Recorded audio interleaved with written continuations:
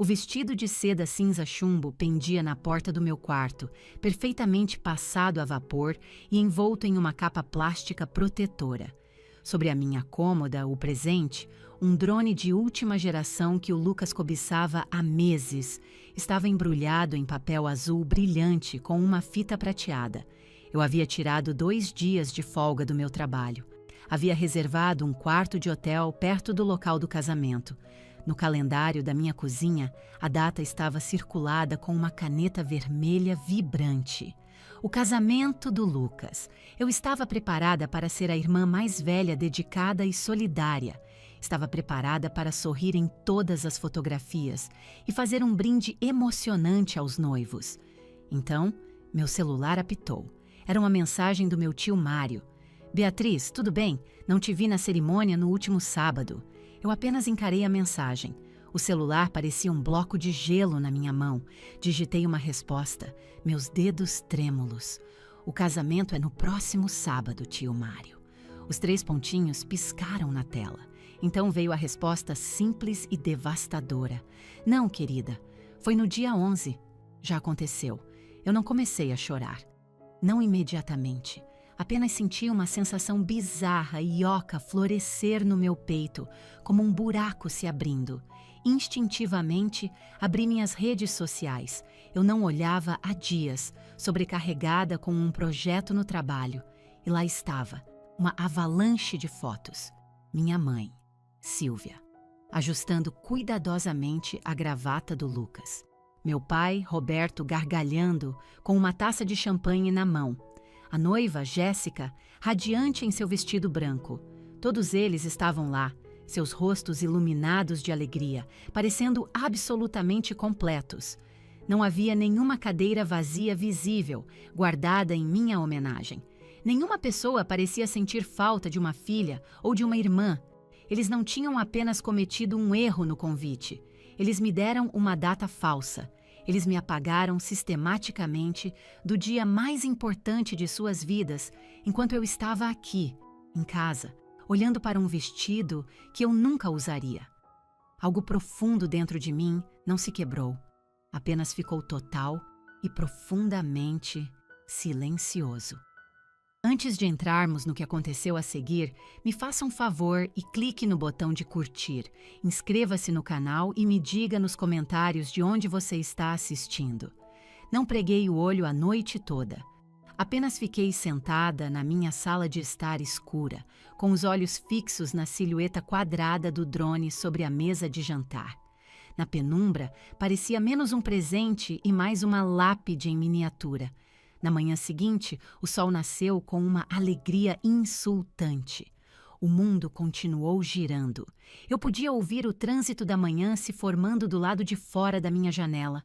Pássaros cantavam, mas eu estava presa em um túnel do tempo, revivendo a descoberta de ontem repetidamente.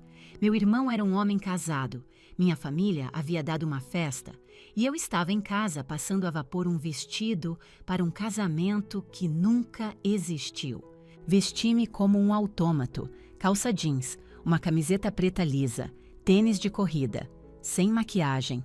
Eu não tinha forças para pintar uma máscara de normalidade sobre um rosto que parecia tão dormente. Peguei as chaves do carro no gancho perto da porta. Não me dei ao trabalho de ligar para dizer que estava a caminho. Eu sabia exatamente onde eles estariam. As manhãs de domingo eram um ritual sagrado na casa dos Ferraz. Panquecas, café forte, o jornal de domingo e tempo de qualidade em família. O trajeto até a casa dos meus pais geralmente levava cerca de 45 minutos. Normalmente, eu ouviria um podcast de tecnologia ou um álbum novo. Naquele dia, dirigi em silêncio absoluto. Minhas mãos estavam tão apertadas no volante que os nós dos meus dedos estavam brancos. Mentalmente, ensaiei o que diria. Parte de mim queria gritar, parte de mim queria soluçar. Mas mais do que tudo, eu só queria uma explicação que fizesse o mínimo de sentido. Quando entrei na garagem deles, meu coração parecia que estava tentando sair do meu peito. 3 carros estavam estacionados ali, a minivan dos meus pais, o sedã do meu pai e o SUV novo e chamativo do Lucas. O mesmo SUV para o qual eu fui fiadora no financiamento no ano passado, depois que ele jurou que era para seu novo negócio. A casa parecia algo saído de uma revista. O gramado estava impecavelmente aparado. Os canteiros de flores estavam repletos de flores coloridas. Era a casa em que cresci, o lugar onde ralei os joelhos aprendendo a andar de bicicleta, o lugar que eu pensei que sempre pertenceria. Agora parecia um cenário de filme perfeito para um filme no qual eu não fui escalada. Subi o caminho de pedras. Eu tinha uma chave reserva escondida debaixo de uma tartaruga falsa perto da varanda da frente. Não toquei a campainha, simplesmente destranquei a porta e entrei. A primeira coisa que me atingiu foi o cheiro. Bacon, café recém-passado e o cheiro doce de canela. Era o cheiro de um lar feliz e normal. Caminhei pelo corredor familiar em direção à cozinha. Eu podia ouvir suas vozes, relaxadas e tranquilas. "Passa a calda, por favor." Era meu pai, Roberto. Sua voz era grave e calma. "Você viu as fotos que a Daniela postou? O fotógrafo que ela contratou fez um trabalho fantástico. Minha mãe, Silvia, disse. Sua voz era leve e alegre. Sim, foi um dia perfeito. Sério. Não poderíamos ter pedido um tempo melhor." Lucas acrescentou.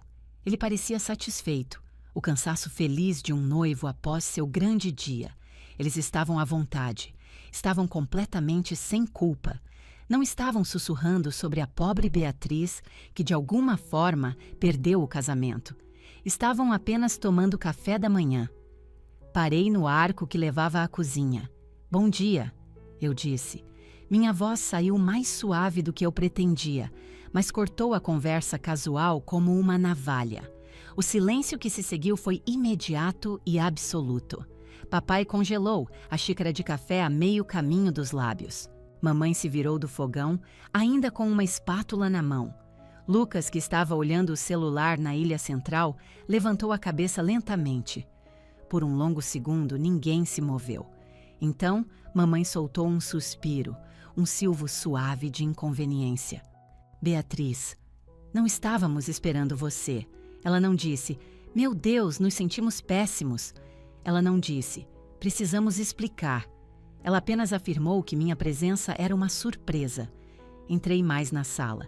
Fiquei ao lado da geladeira, criando uma distância física entre nós. Eu me sentia uma intrusa no meu próprio passado. "O casamento foi ontem", afirmei. Não era uma pergunta. Lucas colocou o celular virado para baixo na bancada de granito. Sua expressão não era de vergonha, era de irritação. Ele parecia um adolescente mal-humorado pego matando aula. "É", Lucas disse com um encolher de ombros. "Foi." Olhei para ele. Meu irmão mais novo. Aquele a quem ensinei a amarrar os sapatos. Aquele a quem dei aulas de reforço em matemática.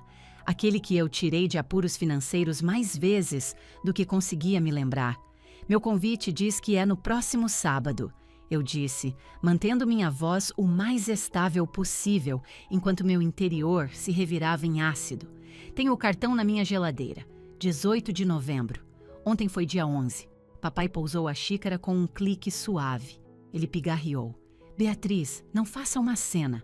"Não estou fazendo uma cena", eu disse, um rubor quente subindo em minhas bochechas. "Estou fazendo uma pergunta simples. Vocês imprimiram um convite especial, separado, só para mim com uma data falsa?" Mamãe voltou-se para o fogão e virou uma panqueca com naturalidade. A pura normalidade da ação fez meu sangue ferver. "Não era um convite especial, Beatriz. Era só um convite provisório. Não tínhamos 100% de certeza da data final quando enviamos o seu. Isso é mentira", eu respondi na hora. Tio Mário recebeu o convite dele meses atrás. A Fernanda também. Todo mundo sabia que era no dia 11. Todo mundo, menos eu. Lucas girou em seu banquinho para me encarar diretamente. "Olha, Bia, já foi. Ok? Acabou." "Por quê?" eu perguntei, meu olhar mudando da minha mãe para o meu pai, para o meu irmão. "Apenas me digam por quê. Eu tinha um vestido. Comprei um drone para você. Tirei folga do trabalho. Por que vocês não me queriam lá? A sala ficou em silêncio novamente. O único som era o chiado da massa da panqueca na frigideira quente. Mamãe desligou o fogo. Ela secou as mãos em um pano de prato e finalmente se virou para me encarar por completo. Ela usava uma expressão que eu conhecia muito bem. Era a que ela usava quando eu era criança e estava sendo difícil. Era um olhar de paciência forçada, uma mistura de pena e irritação. Querida, ela começou, seu tom enjoativamente doce. Você sabe como você fica. Como eu fico. Repeti, minha voz oca. Intensa, ela disse. Você é demais. Você tem esse jeito de tornar tudo tão sério. Tudo tem que ser dissecado. Cada decisão tem que ser uma grande discussão. Sou detalhista, argumentei. Sou responsável. Isso não é a mesma coisa.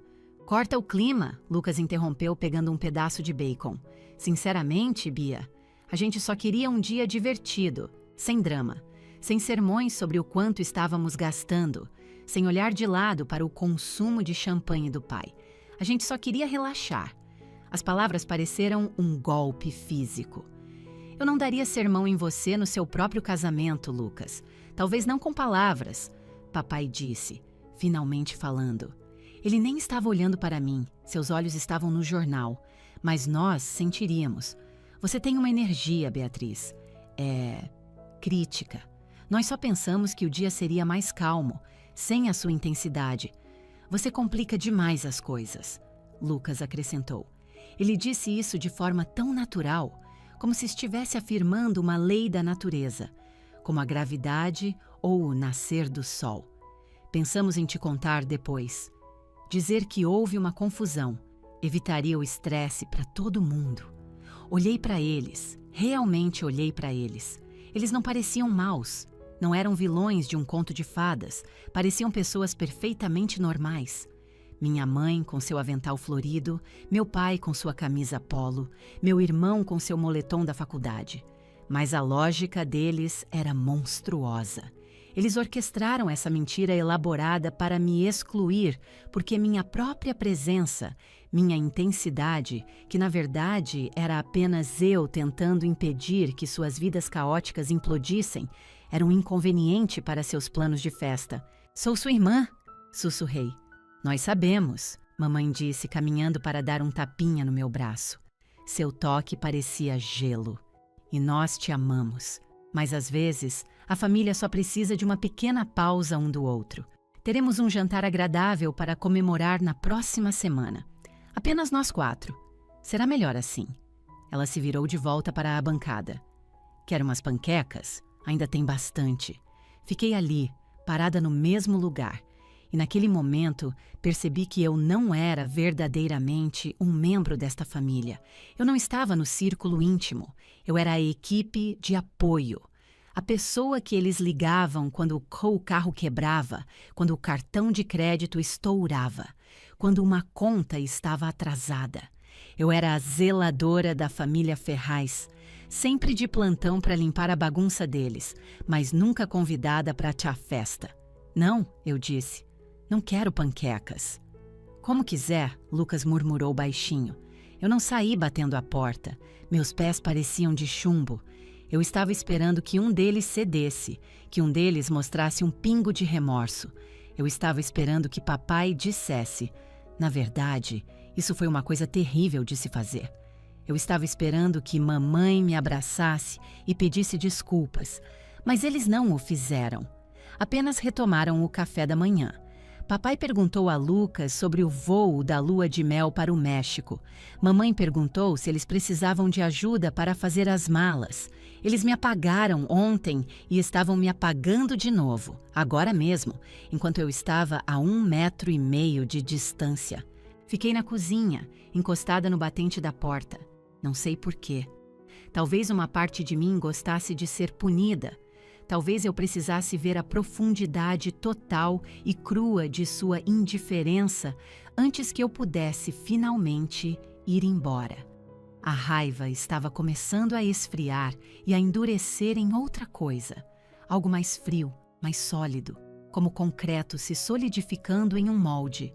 Então, Lucas disse, limpando a boca com um guardanapo.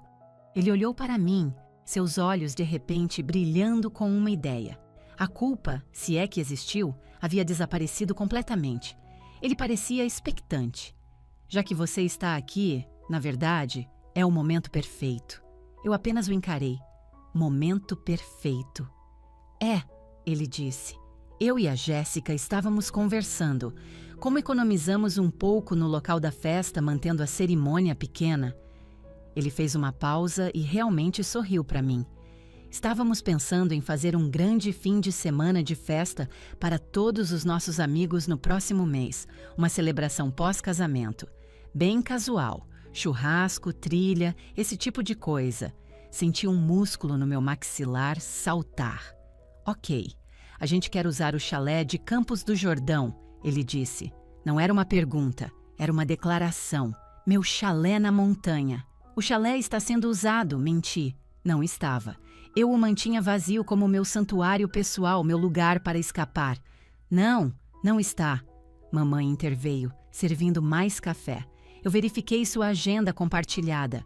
Você marcou como manutenção, mas sabemos que isso só significa que você vai lá sozinha para ler ou algo assim. Você pode simplesmente mudar isso. É a minha casa, eu disse, minha voz baixa e tensa. Ah, Beatriz, sinceramente, papai gemeu, largando o jornal de vez. É propriedade da família. Você é apenas a pessoa cujo nome está nos papéis. Eu pisquei. A sala pareceu inclinar. Propriedade da família? Eu perguntei. Eu comprei, pai. Eu dei a entrada com minhas próprias economias. Eu pago o financiamento todo mês. Eu paguei pelo novo deck. Eu paguei pela substituição da caldeira no inverno passado. E estamos tão orgulhosos de você por estar em uma posição de fazer isso, mamãe disse, seu tom totalmente desdenhoso. Mas sejamos realistas. É o chalé dos Ferraz. Todos nós vamos lá há anos. É basicamente um bem da família. Não está em nenhum fundo, eu disse. Está no meu nome. E apenas no meu nome.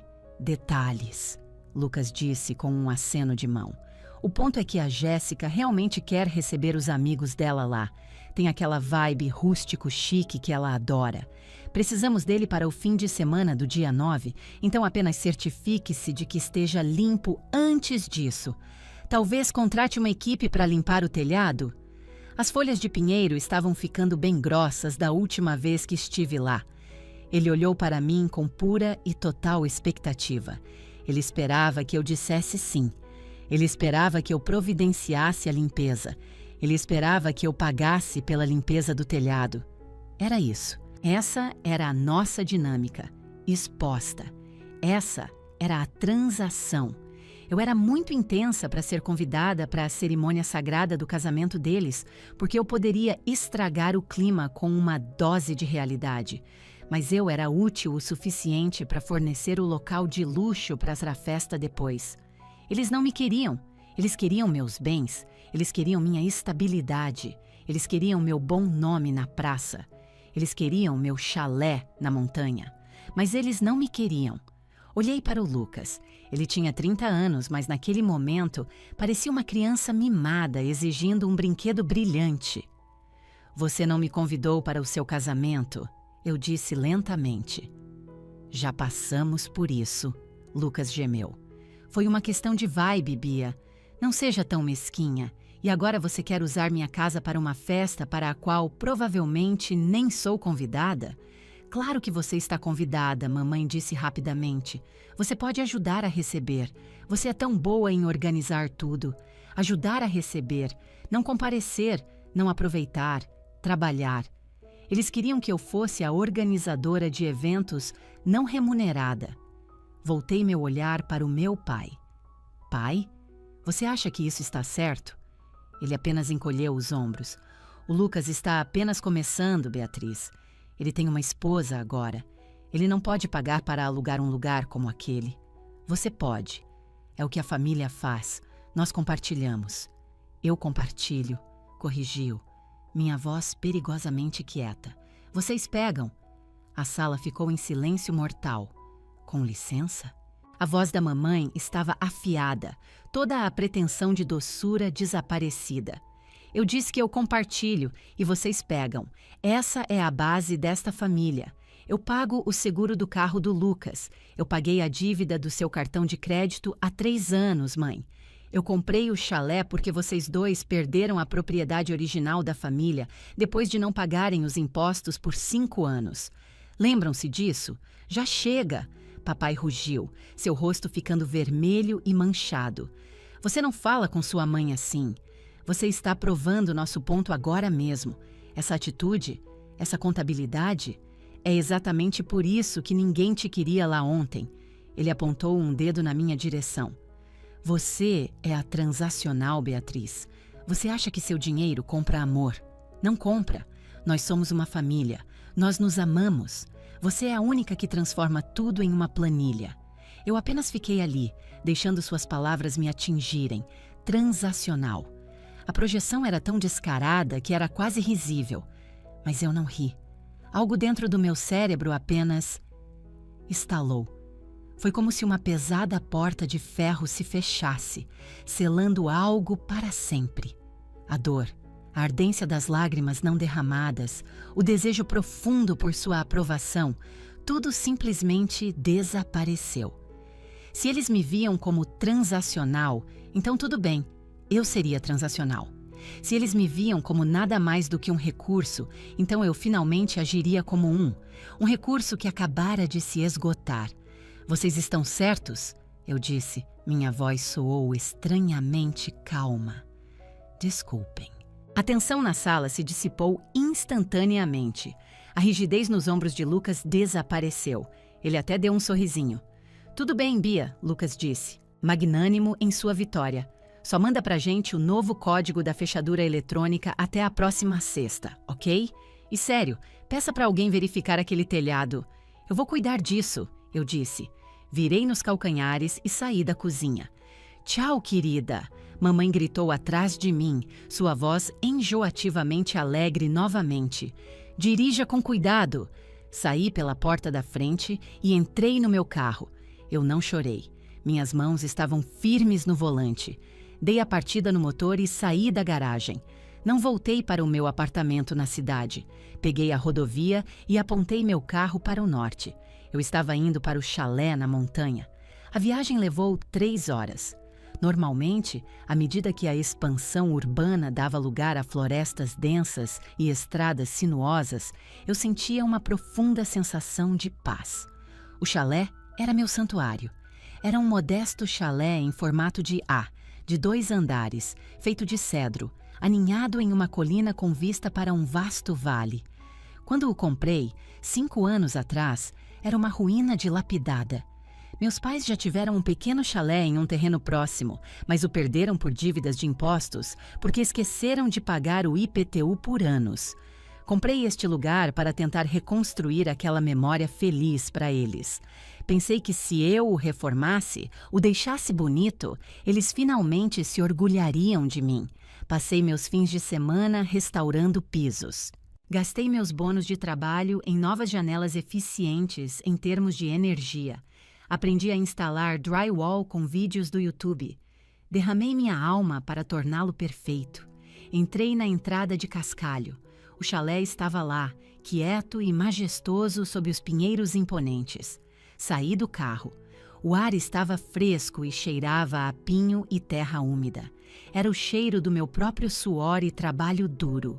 Subi os degraus de madeira e digitei o código na fechadura inteligente. A porta apitou e se abriu. Lá dentro, tudo estava impecável. O sol da tarde entrava pelas grandes janelas, iluminando o piso de madeira que eu havia envernizado à mão. Não me dei ao trabalho de tirar os sapatos. Fui direto para o pequeno escritório que eu havia montado. No canto, havia um alto arquivo de metal cinza. Lucas achava que eu estava aqui para providenciar uma inspeção no telhado. Mamãe achava que eu estava aqui para ter um fim de semana tranquilo de leitura. Eu não estava aqui para limpar ou relaxar. Eu estava aqui para trabalhar.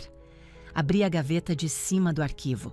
Dentro havia dezenas de pastas, nitidamente rotuladas, codificadas por cores, perfeitamente organizadas. Lucas, financiamento do carro, pais, Dívida do cartão de crédito. Chalé. Escritura e título. Chalé. Faturas da reforma. Tirei todas elas. Sentei-me no chão, cercada por um mar de papel. Peguei o arquivo principal do chalé. Passei o dedo sobre a escritura. Proprietária. Beatriz Ferraz. Sem usufruto. Sem coproprietários. Apenas eu. Peguei a pilha de recibos. Empreiteiro geral. R$ 80.000. Pago por B. Ferraz. Fornecedor de madeira. R$ 14.500. Pago por B. Ferraz. Substituição da bomba do poço. R$ 15.000. Pago por B. Ferraz. Cada parafuso nesta casa era meu. Então abri a pasta rotulada. Lucas, empréstimos. Lá estava a nota promissória que ele assinou quando lhe emprestei dinheiro para aquele SUV. Eu, Lucas Ferraz, prometo pagar de volta. Ele não havia feito um único pagamento. Havia os extratos do cartão de crédito de quando mamãe usou meu cartão para reservar uma viagem única na vida para a Bahia e jurou que me pagaria de volta. Ela nunca pagou. Olhei para a montanha de papel ao meu redor. Isso não era apenas papelada. Era uma história detalhada da minha própria exploração. Eles tiveram a audácia de me chamar de transacional. Eles não faziam ideia. Eu nunca os cobrei por esse dinheiro porque pensei que isso era apenas o que a família faz. Pensei que estava conquistando meu lugar à mesa. Pensei que se eu fosse útil o suficiente, eles teriam que me amar.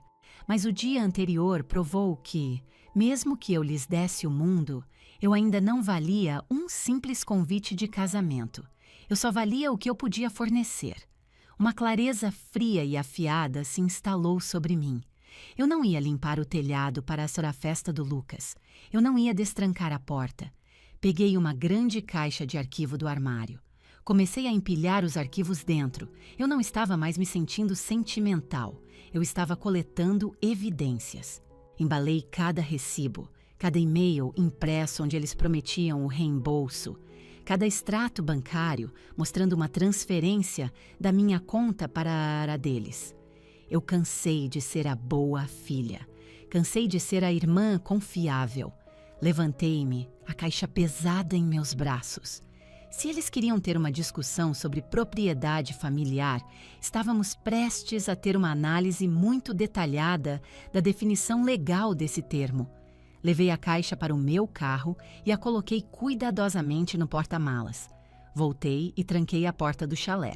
Então, peguei meu celular. Abri o aplicativo da fechadura inteligente. Alterar código de acesso. Digitei uma nova sequência de números longa e aleatória. Uma que eles nunca, jamais adivinhariam. Voltei para o carro. O sol estava começando a se pôr, pintando as montanhas em tons de laranja e roxo. Era de uma beleza estonteante e pela primeira vez na minha vida senti que era inteiramente meu. Fui embora, deixando o chalé silencioso, seguro e trancado. A viagem de volta para a cidade do chalé foi completamente diferente da ida. Na ida, eu estava movida por uma mistura volátil de adrenalina e raiva crua. Na volta, eu dirigia com um porta-malas cheio de munição. A pesada caixa de arquivos se movia na parte de trás a cada curva na estrada. Parecia que eu estava transportando uma bomba silenciosa e poderosa. Cheguei ao meu prédio por volta das 10 da noite. Meu apartamento estava silencioso. Normalmente, esse silêncio parecia solitário e eu ligava a TV imediatamente para ter um ruído de fundo.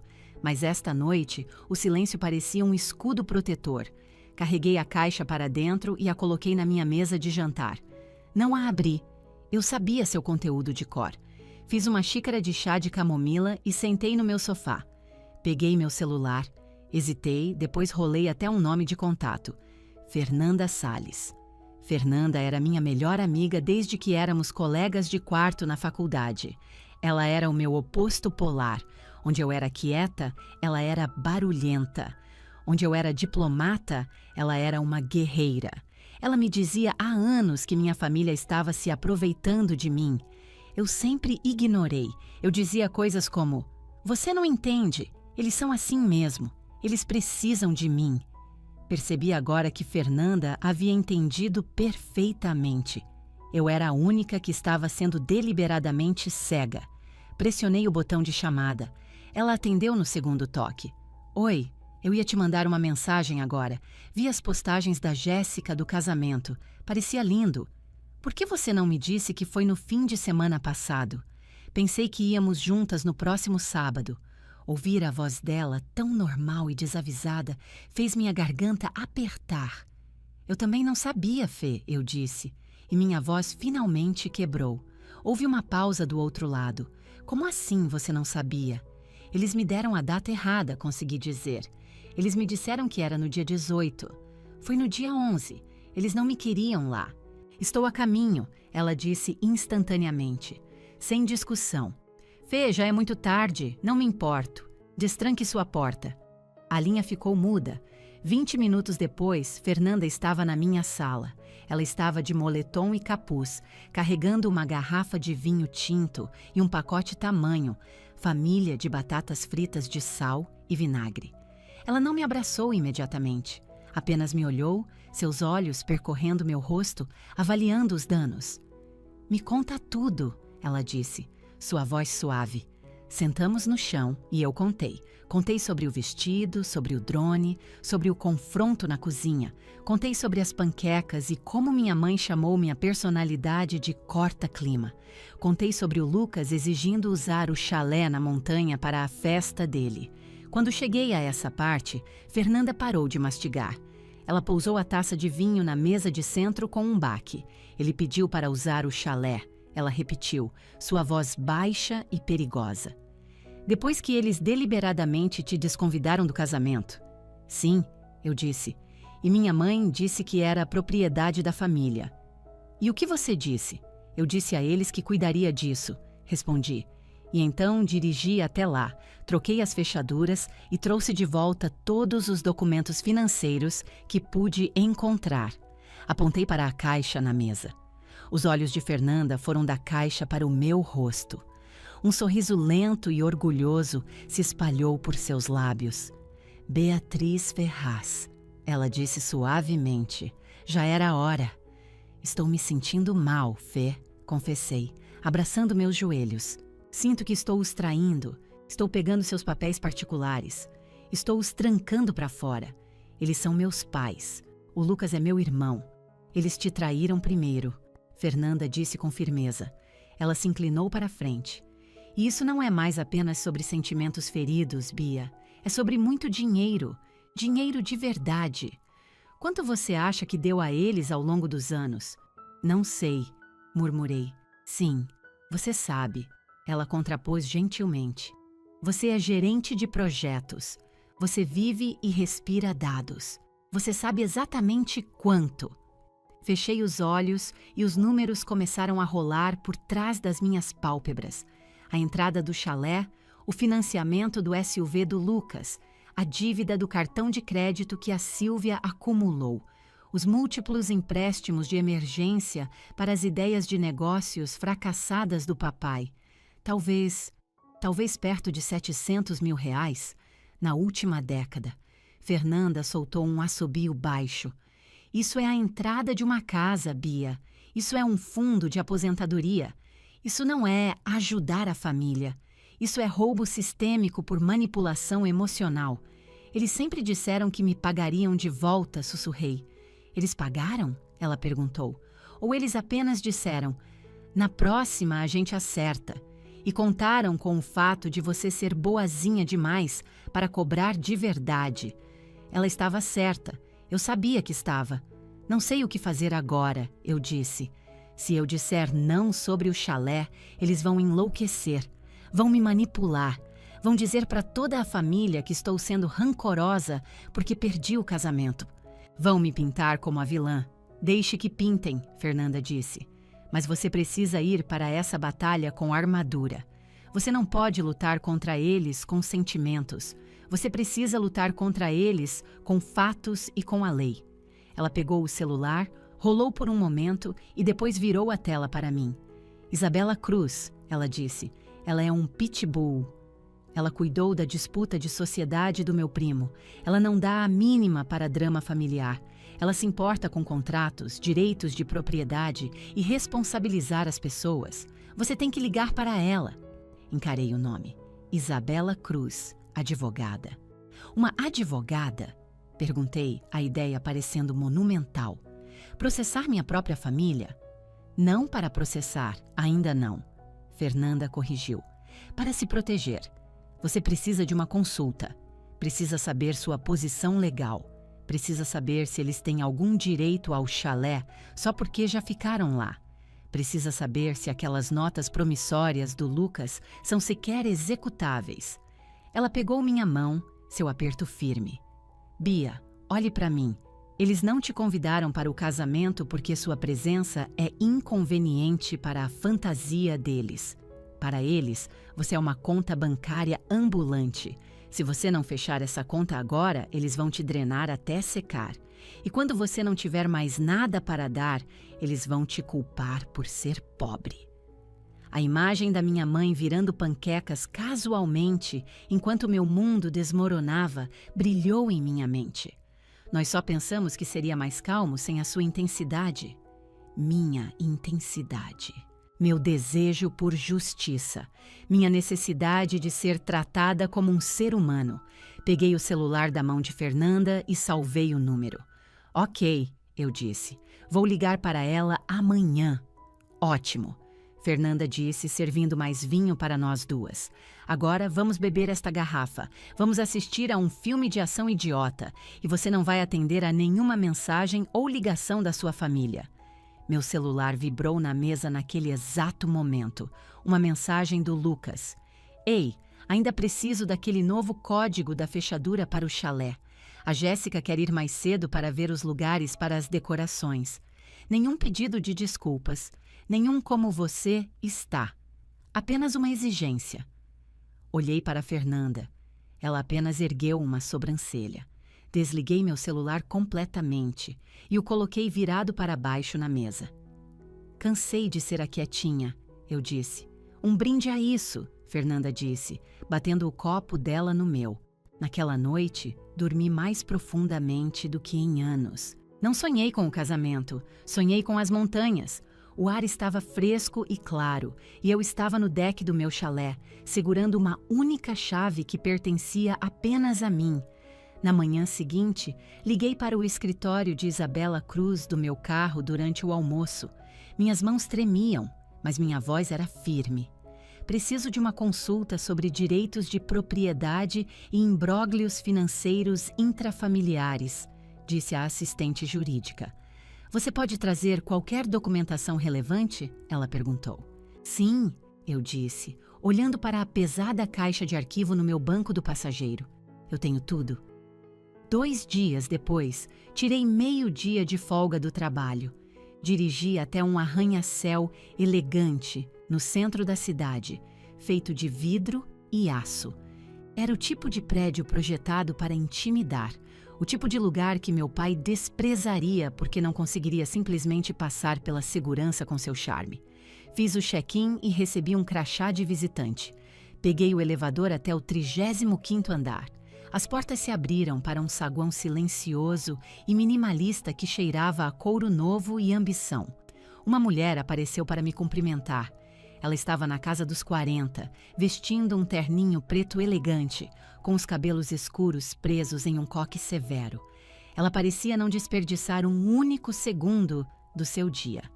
Beatriz, sou Isabela Cruz, ela disse. Seu aperto de mão era como um torno. A Fernanda me contou o básico da sua situação. Venha por aqui. Entramos em uma grande sala de conferências com uma vista panorâmica da cidade. Um homem com um suéter cinza simples já estava à mesa, com um laptop aberto à sua frente. Este é o Ricardo Shen, Isabela disse. Ele é um perito contábil com quem trabalhamos frequentemente. Como você mencionou fundos misturados significativos, pedi para ele participar. Prazer em conhecê-la, Beatriz, Ricardo disse. Ele tinha um rosto gentil e amável, mas seus olhos eram afiados como navalhas. Coloquei a pesada caixa de arquivo sobre a mesa de mogno polido. Parecia deslocada, uma caixa de papelão surrada em um mundo de riqueza e poder. Eu trouxe tudo, eu disse. Sou gerente de projetos, então guardo registros. Mas eu nunca realmente olhei para tudo de uma vez. Eu apenas arquivei. É sempre assim que começa, Isabela disse, sentando-se e abrindo um bloco de notas novo. Esse tipo de roubo familiar é construído sobre uma base de confiança. Você não audita sua própria mãe. Você assume que ela tem seus melhores interesses no coração. Então, ela continuou, clicando sua caneta. Vamos ver com o que estamos lidando. Pelas 3 horas seguintes, escavamos a história financeira da minha vida. Ricardo assumiu a liderança, seus dedos voando pelo teclado enquanto ele organizava meus papéis em pilhas arrumadas, imóveis, empréstimos pessoais, resgates de cartão de crédito, dívidas de negócios. Eu o observei trabalhar, um sentimento crescente de humilhação me invadindo. Cada pedaço de papel representava um momento de fraqueza, uma vez em que eu disse sim quando deveria ter dito não. Havia o recibo dos pneus off-road personalizados para o Jeep do Lucas, R$ 8.500. Ele me ligou da oficina mecânica em pânico porque o cartão dele foi recusado e ele estava ilhado. Eu paguei pelo telefone. Mais tarde, descobri que ele havia gasto o dinheiro em sua conta bancária em ingressos para um festival de música. Havia a transferência bancária para o pagamento de imposto de emergência do meu pai. E 50 mil. Ricardo olhou a data na transferência, depois fez uma busca rápida em seu laptop. Beatriz, Ricardo disse gentilmente, você enviou esses 50 mil em 10 de maio de 2021. Seu pai te disse que era para uma conta urgente da Receita Federal? Sim, eu disse. Ele disse que iam penhorar a casa deles. Ricardo virou a tela do laptop para mim. Ele havia puxado os registros públicos. A única penhora fiscal na propriedade de seus pais foi registrada em 2018 e quitada em 2019.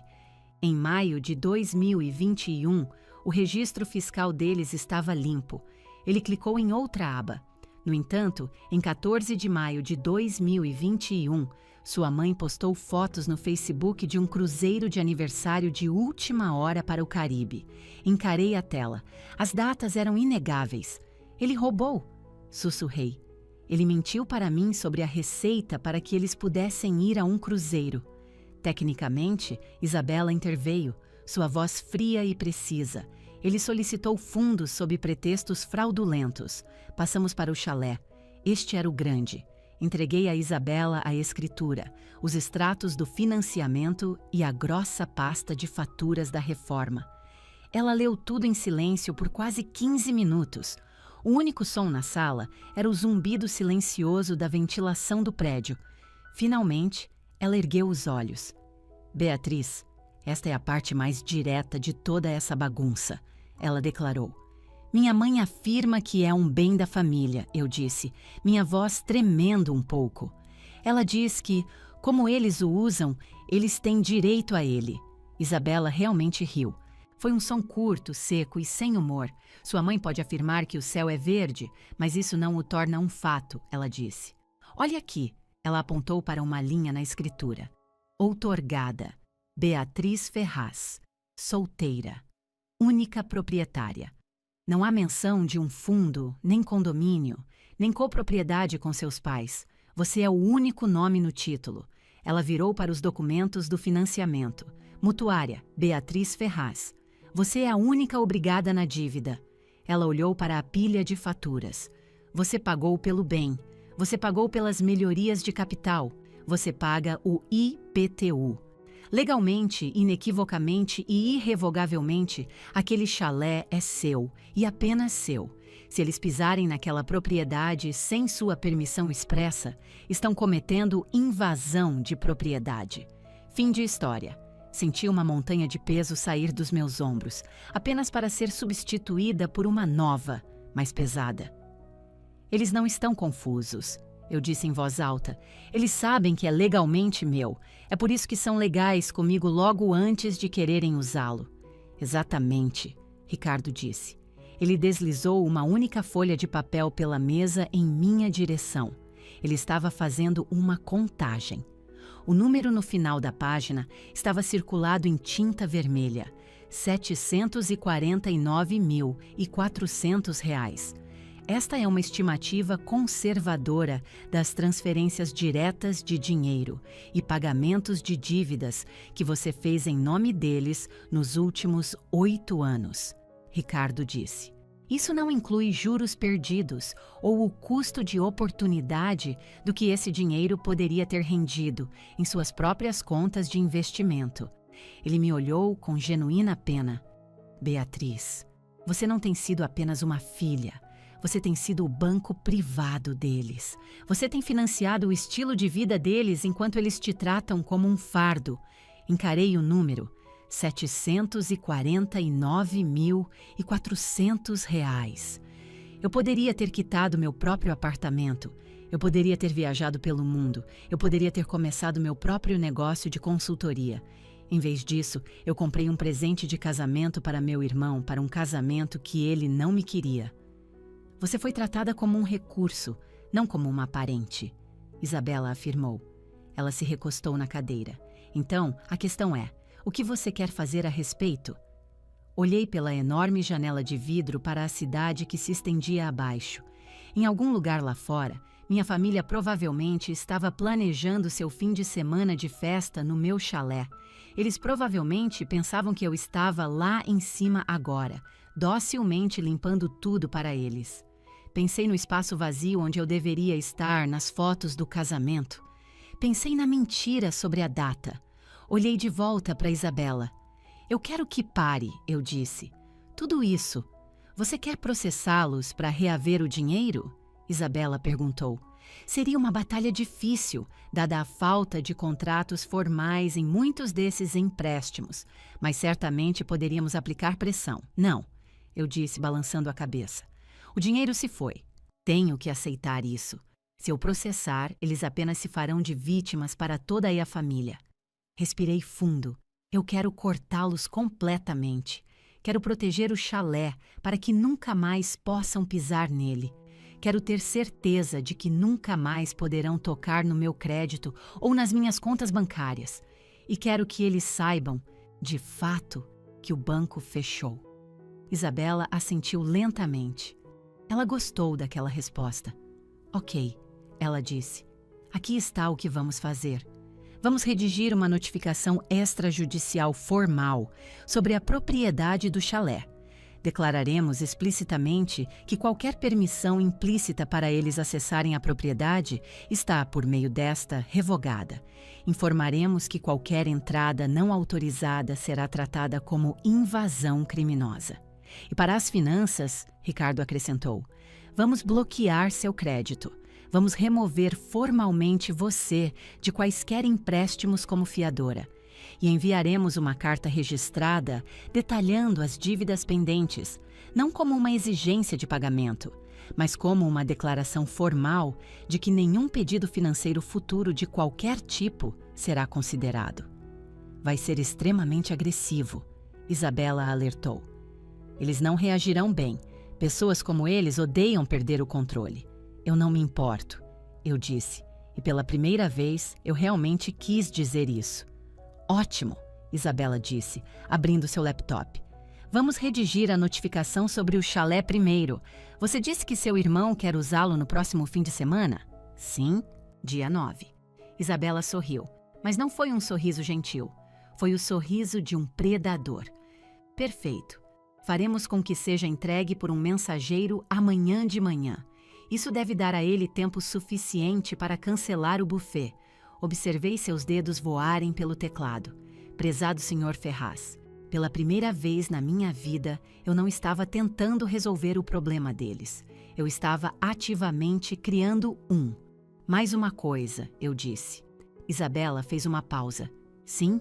Podemos enviar uma cópia de tudo para o meu tio Mário? Eu perguntei. Ele foi o único que me disse a verdade sobre o casamento. Quero que ele saiba o que está acontecendo. Quero que ele saiba a história completa. Com certeza, Isabela disse. Vamos colocar ele em cópia em toda a correspondência? Recostei-me na cadeira de couro. Minhas mãos estavam apoiadas na mesa. Estavam perfeitamente imóveis. Cansei de pagar por um lugar em uma mesa que não me queria. Era hora de construir a minha própria. Pronta para assinar? Isabela perguntou enquanto a impressora no canto zumbia para a vida. Levantei-me. Nunca estive mais pronta para nada na minha vida, eu disse. Nunca mais, sussurrei para mim mesma enquanto pegava-te a caneta. Nunca mais. Na manhã seguinte, as notificações legais foram entregues. Isabela havia providenciado um mensageiro juramentado para garantir que fossem entregues em mãos até às 9 horas. Fui para o trabalho como se fosse um dia qualquer. Meu trabalho como gerente de projetos era meu refúgio. Era lógico, era ordenado. As tarefas passavam de em andamento para concluídas. Os problemas tinham protocolos. Era a antítese da minha vida familiar. Sentei-me à minha mesa fingindo me concentrar em um gráfico de Gantt. Meu celular pessoal estava na gaveta da minha mesa, no silencioso. Por volta das 9h20, ele começou a vibrar. Um zumbido longo e raivoso contra uma gaveta de metal. Buzz. Pausa. Buzz. Pausa. Eu não olhei. Eu sabia exatamente quem era. Eles haviam recebido as cartas. Eles sabiam que o chalé estava fora dos limites. Eles sabiam que a mamata tinha acabado. Concentrei-me na minha planilha. Inseri dados. Respondi a e-mails. Mantive minha respiração regular e lenta. Você está segura, eu disse a mim mesma. Você está legalmente protegida. Por volta das 10h15, a vibração parou. Por um momento, pensei que a tempestade inicial havia passado. Pensei que talvez eles estivessem recuando para planejar seu próximo movimento. Eu estava errada. Às 10h45, o telefone da minha mesa tocou. Era da recepção no saguão principal. Beatriz, era a Vanessa, a recepcionista. A voz dela estava tensa. Sua família está aqui. Eles estão exigindo ver você. Estão sendo muito barulhentos. Um pavor frio e familiar me invadiu. O velho instinto aflorou. Correr lá para baixo, acalmar as coisas, pedir desculpas por eles, mantê-los quietos, parar a cena. Mas então me lembrei da caixa de arquivos. Lembrei-me da data errada no convite de casamento. Diga a eles que estou em uma reunião, eu disse calmamente. Eu tentei isso, Vanessa sussurrou. Seu pai está gritando com o segurança. Beatriz, por favor. Suspirei. Estou a caminho. Levantei-me, ajeitei meu vestido e caminhei até o elevador. Quando as portas se abriram no térreo, eu os ouvi antes de vê-los. O saguão do meu prédio era um espaço grandioso e ecoante de mármore e vidro. Isso é um ultraje. Eu sou o pai dela. Nós só precisamos de 5 minutos. Digam a ela para descer aqui agora mesmo. Saí do elevador. E lá estavam eles. Meu pai, com o rosto roxo de raiva, apontando o dedo para um segurança estoico. Minha mãe, parecendo transtornada, agarrando a bolsa como um escudo. E Lucas, andando de um lado para o outro como um animal enjaulado. Eles pareciam descontrolados, pareciam completamente fora de si. Normalmente, vê-los assim desencadearia um profundo senso de responsabilidade em mim. Hoje, eu apenas senti uma profunda sensação de vergonha alheia. Pai, eu disse. Minha voz não era alta, mas cortou o caos. Todos eles se viraram para me encarar. Beatriz. Mamãe correu para a frente, parecendo que ia me agarrar, mas parou quando viu a expressão no meu rosto. Beatriz, qual é o significado disso? Recebemos uma carta de algum advogado? Uma notificação extrajudicial. Você enlouqueceu? Não é uma brincadeira, mãe, eu disse. Mantive minha distância, ficando perto dos elevadores. Você cancelou o acesso ao chalé. Lucas gritou, passando na frente de sua mãe. A Jéssica tem fornecedores agendados para ir lá na sexta-feira. Você não pode simplesmente nos trancar para fora. O chalé é meu, Lucas, eu disse, minha voz plana. E eu posso. E tranquei você para fora. Nós somos sua família. Papai berrou, sua voz ecoando pelo saguão. As pessoas estavam parando para assistir. Meus colegas de trabalho voltando do café estavam olhando. Clientes esperando por reuniões estavam boquiabertos. Uma família não mente deliberadamente para uma filha para impedi-la de ir a um casamento, eu disse. Uma família não rouba a herança de uma filha para ir a um cruzeiro. Papai congelou. Seus olhos correram pelo saguão, de repente ciente de sua audiência. Podemos discutir isso em casa? Ele sibilou, sua voz baixando para um sussurro ameaçador. Entre no carro, Beatriz. Ele usou sua voz de comando, a que funcionava comigo desde que eu era criança. A voz de obedeça ou então. Eu não me mexi. Não, eu disse. O que você acabou de me dizer? Ele deu um passo agressivo em minha direção. O segurança, um homem grande e calmo chamado Sérgio, se interpôs entre nós. Senhor, vou precisar que o senhor se afaste, Sérgio disse. Esta é minha filha. Papai cuspiu. Esta é uma funcionária neste prédio, Sérgio contrapôs. E o senhor está criando um distúrbio público. O senhor precisa sair. Ela precisa assinar isso, Lucas gritou, tirando um papel amassado do bolso do casaco. Parecia um contrato de aluguel para um fornecedor de festa. Apenas assine a autorização, Beatriz. Não seja tão bruxa sobre isso. Apenas assine e nós te perdoaremos por toda essa história de advogado. Eles estavam no meu local de trabalho, me humilhando na frente de todos e estavam se oferecendo para me perdoar. A audácia era impressionante. Olhei para o Lucas, para o pânico puro em seus olhos. Ele não estava triste por um relacionamento rompido com sua irmã. Ele estava apavorado porque sua principal fonte de financiamento acabara de ser cortada. Não vou assinar nada, eu disse. Você pode direcionar qualquer comunicação adicional para Isabela Cruz. O nome dela está na carta. Você está destruindo esta família, mamãe lamentou. Ela começou a chorar, soluços altos e performáticos, seus olhos se movendo para ver quem estava assistindo. Por causa de um pequeno erro, um erro com um convite, e você queima tudo. Não foi um erro, eu disse baixinho. E não foi apenas uma coisa. Foi uma vida inteira de coisas. Olhei para o Sérgio, o segurança. Preciso voltar ao trabalho agora, Sérgio. Você pode, por favor, acompanhá-los para fora? Claro, senhora Ferraz, ele disse. Ele se virou para o meu pai. Senhor, o senhor e sua família precisam deixar as instalações. Agora. Ou serei forçado a chamar a polícia por invasão. Você não faria isso, papai disse, olhando para mim. Seu rosto era uma máscara de incredulidade. Ele genuinamente não conseguia compreender que sua autoridade havia desaparecido. Eu faria, eu disse. Eu faria de verdade. Virei as costas para eles e apertei o botão do elevador. Atrás de mim, o drama continuou. Papai estava discutindo, mamãe estava soluçando, Lucas estava praguejando. Mas eu não me virei. As portas do elevador se abriram. Entrei. Enquanto as portas começavam a se fechar, vi Sérgio calmamente, mas com firmeza, guiando-os em direção às portas giratórias de vidro. Vi meu pai olhar para trás para mim, seu rosto uma tempestade de confusão e raiva. Ele havia perdido. As portas me selaram. O silêncio do elevador foi o som mais bonito que eu já ouvi. Voltei para a minha mesa e me sentei. Minhas mãos tremiam, mas não de medo. Era pura adrenalina. Minha colega da baia ao lado, a Sara, se inclinou sobre a divisória. Está tudo bem, Bia? Ela perguntou em voz baixa. Ouvi gritos. Está tudo perfeito, eu disse pegando meu mouse. Só estou colocando o lixo para fora. Percebi naquele momento que a pior coisa que eu já temi, um confronto público, uma cena enorme, tinha acabado de acontecer. E eu havia sobrevivido. O mundo não acabou. Na verdade, pela primeira vez, o mundo viu a verdade. Sérgio viu. Vanessa viu.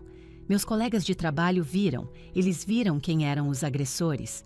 Eu não era mais a guardiã de seus segredos. Naquela noite, eu estava exausta até os ossos. A queda de adrenalina me atingiu no segundo em que entrei pela porta do meu apartamento. Pedi uma pizza e sentei no sofá, apenas olhando para a tela preta da TV. Meu celular ainda vibrava intermitentemente com números bloqueados, mas eu estava seguindo o conselho de Isabela. Deixe ir para a caixa postal, ela havia dito. Cada ligação é apenas mais evidência para uma queixa de assédio se precisarmos. Por volta das 20 horas, bateram na minha porta. Fiquei tensa. Meu coração pulou. Fui sorrateiramente até a porta e olhei pelo olho mágico. Não eram meus pais. Não era o Lucas. Era meu tio, Mário. Mário era o irmão mais velho da minha mãe, a rocha silenciosa da família. Ele nunca se envolvia no drama. Nos feriados, ele se sentava no canto com um copo de uísque e apenas observava. Foi ele quem enviou a mensagem que iniciou toda essa avalanche. Abri a porta. Ele parecia exausto, vestindo um velho sobretudo, apesar da noite clara, e segurando uma pasta de couro gasta. "Posso entrar, Beatriz?" Ele perguntou. "Se você está aqui em nome deles, para me dizer para fazer as pazes, pode poupar seu fôlego." Eu disse, minha mão apertada na maçaneta. Ele balançou a cabeça. "Não estou aqui por eles." Dei um passo para trás e o deixei entrar. Ele entrou na minha sala e colocou a pasta na mesa de centro. Ele manteve o casaco, parecendo profundamente desconfortável, como um homem em uma missão que preferiria não estar. "Ouvi falar sobre o que aconteceu no seu escritório hoje", ele disse. "O Lucas me ligou. Ele queria que eu te ligasse para te fazer entrar na razão." "E?" Eu perguntei, cruzando os braços. "E eu disse a ele para ir para o inferno", Mário disse baixinho. Eu pisquei. Eu nunca tinha ouvido meu tio nem mesmo levantar a voz.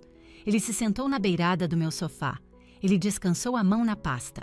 "Beatriz, eu venho observando isso há 35 anos", ele disse, sua voz pesada. "Eu vi como eles te tratavam, mesmo quando criança. O Lucas ganhava a bicicleta nova. Você ganhava a usada. O Lucas tinha um professor particular. A você diziam para apenas se esforçar mais. Eu vi tudo e fiquei de boca fechada. Eu pensei... Não sei o que pensei. Pensei que era apenas o jeito deles. Achei que você era forte o suficiente para aguentar." Ele olhou para mim, seus olhos cheios de um triste arrependimento. "Mas quando eles mentiram para você sobre o casamento, aquilo foi simplesmente maldade. Não era mais apenas favoritismo.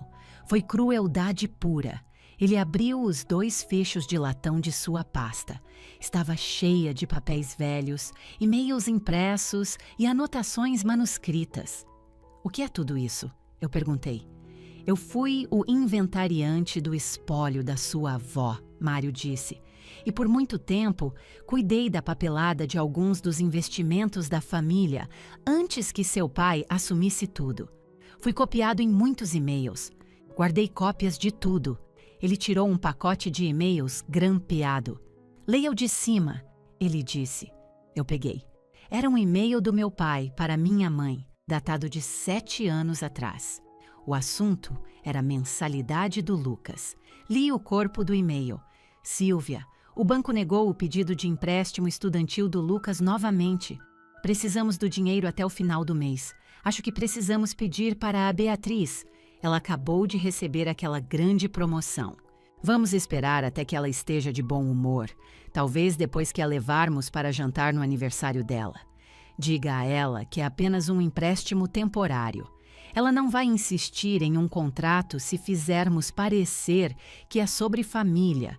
Diga a ela o quanto estamos orgulhosos dela primeiro. Senti o sangue sumir do meu rosto. Diga a ela o quanto estamos orgulhosos dela primeiro. Eles tinham roteirizado. Eles planejaram usar a celebração do meu próprio aniversário como uma armadilha, balançando a aprovação deles como uma cenoura para pegar meu dinheiro. Lembrei-me daquele jantar.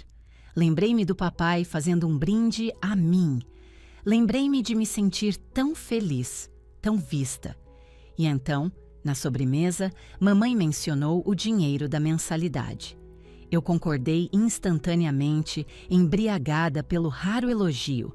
Foi um golpe longo. "Tem mais", Mário disse, seu rosto sombrio. Ele me entregou outro. Este era da minha mãe para o Lucas, há apenas 2 anos. Não se preocupe em pegar as chaves do chalé. Sua irmã paga por tudo, mas ela sabe, no fundo, que é para na família. Apenas diga a ela que você sente falta de passar tempo com ela e ela as entregará. Ela é desesperada para que a gente goste dela. Ela é desesperada para que a gente goste dela. Deixei o papel cair. Ele flutuou até o tapete. Eles sabiam, sussurrei. Eles sabiam exatamente o que estavam fazendo o tempo todo. Eles se aproveitaram da sua bondade, Beatriz, Mário disse, sua voz grossa com uma raiva silenciosa. Eles sabiam que você queria o amor deles e eles te venderam migalhas baratas disso por dezenas de milhares de reais. Afundei no chão, não senti vontade de chorar, senti-me fisicamente doente. Por toda a minha vida, eu acreditei que o problema era eu. Eu era muito intensa, muito séria, muito difícil. Pensei que se eu apenas desse um pouco mais, resolvesse mais um problema, pagasse mais uma conta, eu finalmente seria digna do amor deles. Mas eu nunca fui o problema. Eu era a solução. Eu era o alvo. Por que você está me mostrando tudo isso agora? Perguntei ao meu tio. Porque você finalmente está revidando, ele disse. E eu queria que você tivesse a prova de que não está louca. Você não está sendo má ou vingativa. Você está acordando. Ele voltou a mexer na pasta e tirou um talão de cheques desbotado. E mais uma coisa, ele disse. Sua avó te deixou um dinheiro quando faleceu. 50 mil reais em 2012. Era para sua formatura da faculdade. Eu nunca recebi isso, eu disse, entorpecida. Mamãe me disse que a vovó não tinha mais nada para dar. Ela tinha, Mário disse. Ela deixou especificamente para você. Seu pai sacou o título. Ele falsificou sua assinatura. Encontrei o certificado cancelado nos arquivos antigos do espólio dela. Ele me entregou uma fotocópia. Lá estava. Meu nome, Beatriz Ferraz, escrito na caligrafia inconfundível do meu pai. Falsificação. Um crime. Isso não era apenas uma família tóxica, isso era criminoso. Levantei-me, fui até a bancada da cozinha e peguei meu celular. Disquei o celular pessoal de Isabela Cruz, um número que ela me deu apenas para emergências. Beatriz, ela atendeu, sua voz afiada de preocupação. Já passa das 21 horas. Está tudo bem? Não, eu disse. Meu tio Mário está aqui. E ele tem provas. Provas de quê? Provas de fraude, eu disse, minha própria voz agora tão fria e dura quanto aço. Provas de falsificação. Provas de um plano premeditado de longo prazo para me manipular financeiramente. Tenho e-mails onde eles literalmente roteirizam como conseguir dinheiro de mim. Tenho um certificado de herança falsificado. Houve uma pausa na linha. Então, ouvi o som de papéis sendo remexidos. Não deixe seu tio sair do seu apartamento, Isabela disse, sua voz agora elétrica. Estou ligando para o Ricardo. Estamos indo aí, agora. Esta noite. Beatriz, se houver um instrumento financeiro falsificado, o prazo de prescrição ainda pode estar em aberto, dependendo de quando você descobriu oficialmente o crime. E os e-mails provam a intenção. Isso muda tudo. Não estamos mais apenas na defensiva em relação ao chalé. Vamos partir para o ataque. Desliguei o telefone e olhei para Mário. Minha advogada está a caminho, eu disse. Mário apenas assentiu, um olhar de profundo alívio em seu rosto. Ótimo. Vou fazer um café. Olhei para a pilha de papéis no meu chão. Era o roteiro da minha vida, escrito pelas pessoas que deveriam ser meus maiores fãs. A traição era absoluta, mas a clareza também era. Eu não era a filha deles. Eu era o alvo deles. E o golpe havia oficialmente acabado. À meia-noite, minha pequena sala de estar havia se tornado uma sala de guerra.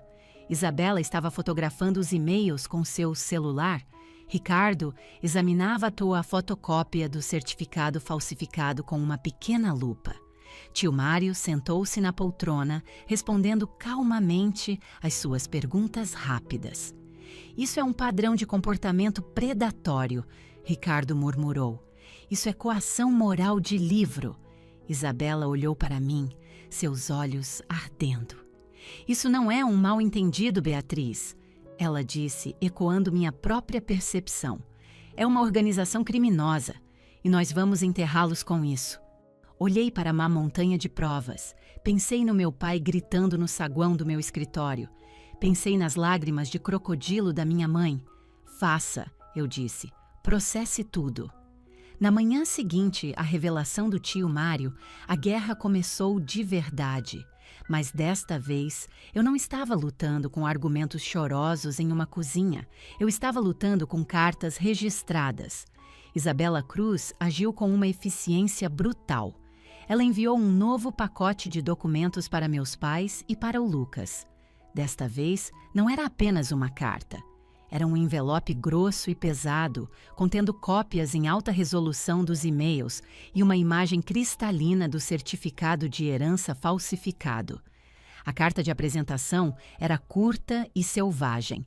Estamos em posse de evidências que demonstram um padrão de fraude, manipulação financeira e falsificação ao longo de vários anos. A senhora Ferraz está disposta a renunciar à apresentação de queixas criminais em troca de seu acordo imediato para uma separação completa e permanente de todos os laços financeiros e pessoais. Qualquer contato adicional com nossa cliente será considerado assédio e prosseguiremos com a abertura de um boletim de ocorrência. Era a opção nuclear. Fiquei em casa por 2 dias, meio que esperando um ariete na minha porta. Eu esperava gritos, ameaças, um cerco em grande escala. Mas tudo o que recebi foi silêncio. O silêncio de valentões que finalmente foram pegos. As consequências reais começaram cerca de uma semana depois. Meu celular vibrou com uma chamada de um número local que eu não reconheci. Deixei ir para o caixa postal, como instruído. Ouvi a mensagem. Oi, Bia, é sua tia Célia. O Mário me mostrou os e-mails. Ele nos contou o que realmente aconteceu com a data do casamento. Eu queria dizer que não fazia ideia. Sua mãe disse a todos nós que você estava em uma viagem de trabalho urgente para a Ásia e não podia estar lá. Todos nós pensamos que você escolheu não vir. Sinto muito, muito mesmo, querida. Nós simplesmente não sabíamos. Fiquei sentada ali, segurando meu celular. Minha mãe não tinha apenas mentido para mim. Ela me difamou preventivamente para toda a família, me pintando como uma irmã fria e obcecada pela carreira que não se deu ao trabalho de aparecer. Outra ligação veio 1 hora depois. Era meu primo, André. Bia, cara, eu soube. Isso é muito errado. O Lucas está no Facebook fazendo um escândalo, dizendo que você está tentando levá-lo à falência por um ressentimento, mas ninguém está caindo nessa. O tio Mário postou os recibos, literalmente. Entrei no Facebook pela primeira vez em semanas. Lucas havia escrito um longo e confuso post sobre sua irmã vingativa e ciumenta que estava tentando arruinar sua vida. Mas a seção de comentários era um banho de sangue. Tio Mário havia simplesmente comentado com uma única imagem. O e-mail onde meus pais tramavam para me manipular emocionalmente pelo empréstimo. Abaixo dele, a maré havia virado. Isso é vergonhoso, Lucas, escreveu uma tia. Vocês precisam de ajuda profissional, acrescentou um primo. Por anos, meus pais controlaram a narrativa, porque eu estava muito quebrada para revidar. Agora que a verdade estava exposta, a história deles estava desmoronando. Então vieram as repercussões financeiras. Ricardo, o contador, havia enviado uma notificação oficial aos bancos, revogando meu nome como fiadora e garantidora em todos os empréstimos comerciais do Lucas. Seu pequeno e moderno bistrô, o Bistrô Ferraz, estava flutuando em uma linha de crédito garantida quase inteiramente pela minha excelente pontuação de crédito. Sem meu apoio, o banco revisou o péssimo histórico de crédito do Lucas e exigiu o pagamento do empréstimo. Eles exigiram garantia imediata ou congelariam todas as suas contas comerciais. Soube da notícia pela Fernanda, que ainda era amiga da esposa do Lucas, Jéssica, nas redes sociais. A Jéssica acabou de postar que eles estão dando uma pausa no restaurante devido a desafios financeiros imprevistos. Fernanda leu para mim ao telefone e parece que ela está na casa da mãe dela. Aparentemente, ela não tinha ideia de que todo o negócio era um castelo de cartas construído com seu dinheiro. Ela achava que o Lucas era um sucesso por mérito próprio. A fachada inteira estava implodindo. O casamento do Lucas estava por um fio. Seu negócio estava fechado. Meus pais estavam sendo ostracizados por seus próprios irmãos. Uma pequena e familiar pontada de culpa me atingiu. Era um hábito profundamente enraizado, aquele impulso de correr e consertar tudo. Eu poderia fazer uma ligação, eu poderia assinar um documento, eu poderia salvar o restaurante dele, eu poderia acabar com toda essa dor.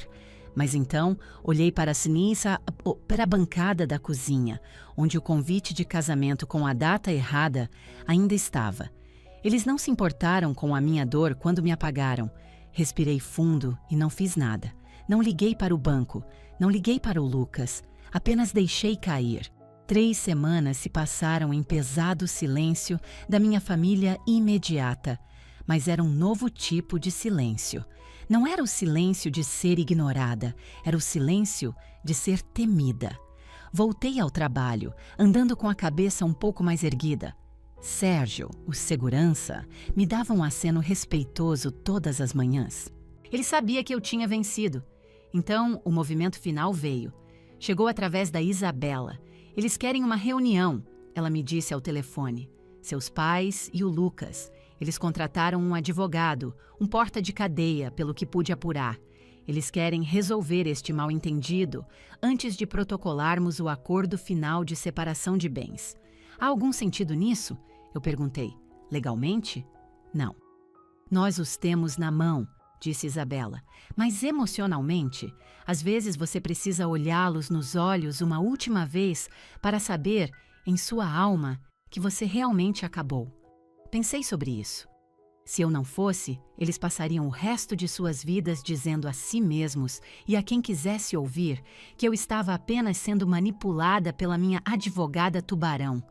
Eles acreditariam que eu ainda era a fraca e quieta Beatriz, apenas sendo levada pelo mau caminho.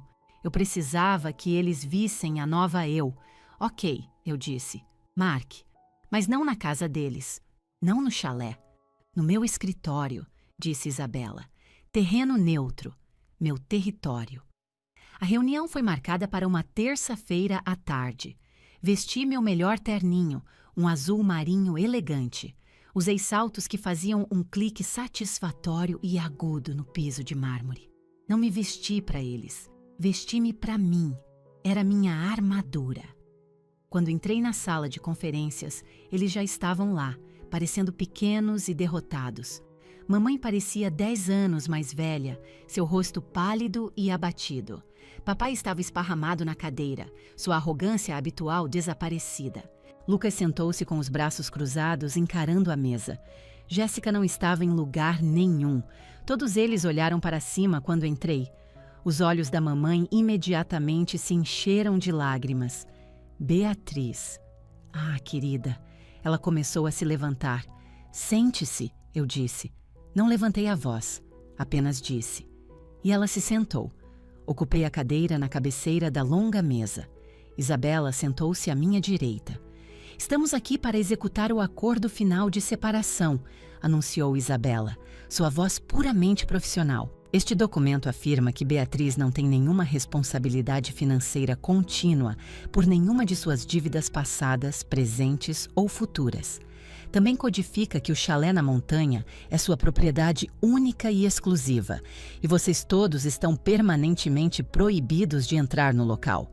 Em troca de suas assinaturas, a senhora Ferraz não apresentará queixas criminais pelo certificado falsificado. Queixas? Papai gaguejou. Era dinheiro da família. Vovó teria querido que eu o administrasse para ela. Vovó deixou para mim, eu disse, minha voz como gelo. Você roubou. Isso é um crime, pai. Não administração. Ele se encolheu como se eu o tivesse esbofeteado. Beatriz, por favor, mamãe choramingou, sua voz tremendo. Isso é demais. Somos sua família. Cometemos um erro com o casamento. Sabemos que foi errado. Mas nos cortar completamente? Arruinar o negócio do seu irmão? Eu não arruinei o negócio dele, eu disse. Eu apenas parei de pagar por ele. Se o negócio dele não conseguia se sustentar sozinho, não era um negócio, era minha caridade pessoal. Lucas bateu a mão na mesa. Você está adorando isso, não é? Você se acha tão poderosa agora. Olhei diretamente nos olhos dele. Não estou gostando, eu disse honestamente. Isso é uma tragédia. É trágico que a única maneira desta família funcionar era se eu pagasse por tudo e nunca tivesse uma opinião. Nós te amávamos. Mamãe chorou. Sempre te incluímos em tudo. Vocês me convidaram para um casamento em um dia que já havia passado, eu disse. A sala ficou em silêncio. Era o único fato simples que eles não podiam distorcer. A única verdade que cortava toda a sua névoa e manipulação. Nós só pensamos... Papai começou. Depois vacilou. Pensamos que seria melhor. Você é sempre tão crítica. Não sou crítica, eu disse. Sou observadora. E vocês não gostavam de ser observados. Vocês queriam meu dinheiro, mas não queriam minha consciência. Deslizei a pilha de papéis pela mesa. Assinem, eu disse. E se não assinarmos? Lucas desafiou, seu último suspiro de desafio. Então a Isabela liga para o Ministério Público sobre a falsificação, eu disse calmamente.